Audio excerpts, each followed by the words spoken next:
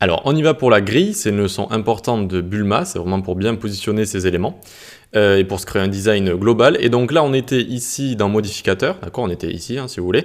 Vous avez juste à cliquer sur base et taille, hop, hop, et vous allez devoir relancer le live server, hop là, voilà, vu qu'on va changer de dossier tout simplement, donc vous lancez juste le live server, et c'est bon. Ok, donc on va descendre, on descend, on descend, début de la leçon, c'est parti. Donc on va se concentrer sur, ici, vous voyez une zone bleue, là, avec à chaque fois première colle, seconde, etc., etc. Donc pour créer une grille, d'abord il faut un conteneur. Vous voyez qu'ici il y a une div qui englobe les autres divs. Et donc dans cette div, on va marquer columns. Columns, c'est très simple, ça va utiliser Flexbox, d'accord? Si je fais clic droit, inspecter ici, vous voyez que ça les a mis, tous les items en dessous, ça s'appelle des items, d'accord? Donc ce qui est à l'intérieur du conteneur, ça les a mis les uns à la suite des autres, et donc c'est des flex items. Si on clique ici sur columns, hop, on voit qu'il y a écrit display flex, ok? Donc très bien, il y a écrit display flex, et de base aussi, quand on passe en mode mobile, ça va passer les uns au-dessus des autres. Regardez, tac. Ça passe les uns au-dessus des autres. Donc ça, sachez qu'on peut le régler, il n'y a pas de problème, et qu'on va voir aussi très bientôt comment le régler, mais pour l'instant, on reste comme ça. Donc ça les met les uns à la suite des autres, très bien. Et maintenant, qu'est-ce qu'on peut mettre à ces items pour qu'ils aient meilleure allure, qu'ils prennent vraiment l'espace disponible? On leur ajoute la classe column. Donc columns avec un S et column ici, voilà, sans S, d'accord? Pour des colonnes au singulier. Et donc vous voyez qu'ici, ils sont bien partagés l'espace disponible. On peut les voir, 1, 2, 3, 4. Et donc ça crée une grille de 12 colonnes, ok? Donc ici, il y a 4 éléments, ils se sont partagés les 12 colonnes. Donc on peut dire que chaque élément a 3 colonnes ici. Vous voyez, 1, 2, 3 par exemple, 1, 2, 3, etc. etc. Ils se les ont bien partagés.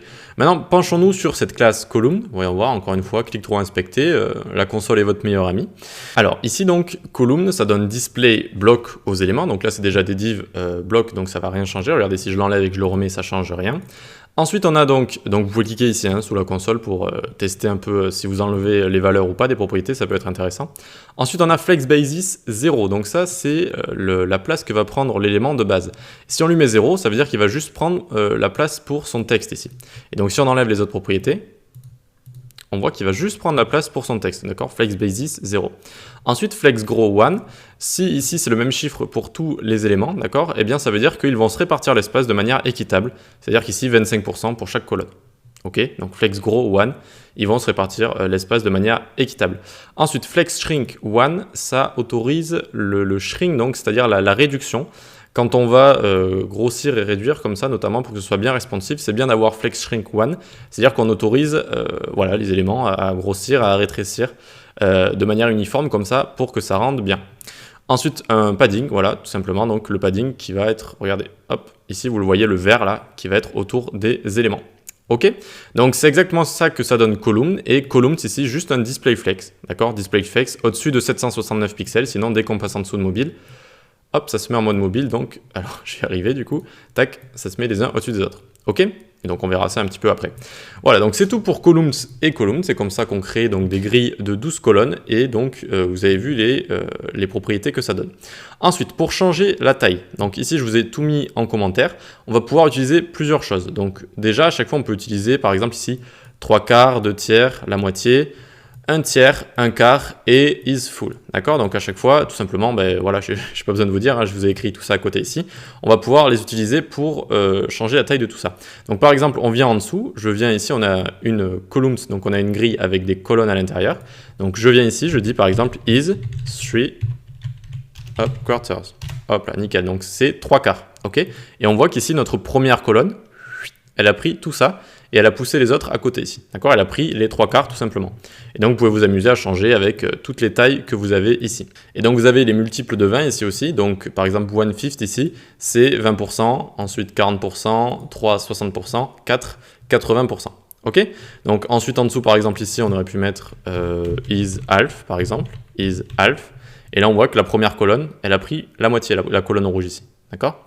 Ensuite, on pourrait descendre en dessous, on pourrait mettre is full, donc ça veut dire is full, c'est plein si vous voulez. Ça va pousser tous les autres, d'accord? Et donc, on n'aura qu'une seule colonne, ça va prendre juste tout l'espace, donc là, c'est notre colonne bleue ici.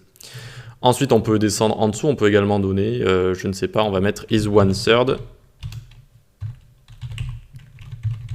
Hop, donc, et 1/3, d'accord? Et donc, on voit que notre colonne ici, verte, a pris 1/3. Ok, pas plus dur que ça, je vous ai mis ici toutes les classes si vous voulez un peu jouer avec pour vous y habituer. Ensuite, donc, on va pouvoir faire avec le nombre de colonnes aussi. Donc, on descend ici, vous voyez, avec le nombre de colonnes, je vous ai mis ici. Donc, il y a 12 colonnes de base. Et en fait, on peut utiliser la classe is, comme ça, pour lui dire le nombre de colonnes qu'on veut que notre colonne prenne. Par exemple, vous mettez is1, ça va prendre une seule colonne. Et regardez, ici, notre rectangle vert, ici, a pris une seule colonne. Si je mets is2, vous voyez que ça va grossir. is4, ça va grossir, etc., etc. Ça va prendre le plus de colonnes. Donc ça peut être aussi très pratique hein, quand vous construisez vos designs d'utiliser juste le nombre de colonnes et pas au-dessus un quart, un tiers, etc., etc. D'accord ? Je trouve que c'est très complet, c'est vraiment même mieux que Bootstrap ici, je trouve. Et le meilleur type de framework que j'ai vu, c'est-à-dire qu'ils ont vraiment mis beaucoup de possibilités en fait. Vous pouvez vraiment mettre beaucoup de choses pour créer vos colonnes. Ok, ensuite on va faire le décalage. Donc le décalage, il est juste en dessous ici. On va utiliser isOffset avec ce qu'on veut décaler. Donc par exemple ici, si je mets isOffset 3, ça va décaler de 3 colonnes. Regardez, hop, ça décale de 3 colonnes. Si je mets par exemple isOffset 1/3, donc 1 tiers, tac, ça va décaler de 1 tiers. Et donc vous l'aurez compris, bah, ici vous pouvez tester avec autre chose. Ça marche avec absolument tout ce qu'on vient de voir au-dessus. Half, comme ça, tac. Et ça va décaler de la moitié. Ok. Et donc on a quasiment fini pour cette entrée en matière avec la grille. On a isNarrow aussi, qui va donner flexNone ici, et donc ça va prendre juste la place qu'elle doit prendre en fait. Donc entre guillemets, regardez. Ici on a une première colonne ici que j'ai donné 200 pixels à la div à l'intérieur. Mais si on fait clic droit inspecter, hop, ici vous voyez la colonne qui prend la moitié. D'accord ? Vu qu'il y a deux colonnes de base, elles se sont partagées l'espace en deux. Ok ? Et donc ici, pour que notre colonne prenne juste l'espace disponible de sa box, eh bien on lui rajoute isNarrow ici, donc à column, hop, isNarrow. Narrow en anglais ça veut dire étroit. Et voilà, donc on aura juste la div qui va prendre sa place, donc on lui a donné 200 pixels.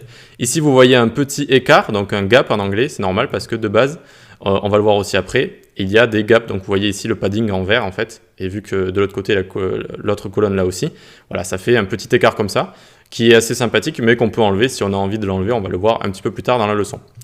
Ok, et donc voilà, juste en dessous, je vous ai mis aussi qu'on peut utiliser isNarrow en fonction donc de la taille d'écran, donc de manière responsive, je vous l'ai mis également ici. Et voilà, donc c'était tout pour l'entrée en matière de la grille. C'est très bien si vous avez compris cette leçon, vous avez à peu près compris tout ce qu'il y a à comprendre sur la grille. Ce qu'on va voir juste après, ce sera donc les écarts, les alignements aussi si on veut centrer tout ça, et aussi le côté responsive. Mais si vous avez compris cette leçon déjà, c'est très très bien. N'hésitez pas à me poser des questions si vous n'avez pas compris, j'y répondrai parce que voilà, c'est une leçon assez importante. Ok, donc on se retrouve dans la partie responsive juste après dans la prochaine vidéo. Allez.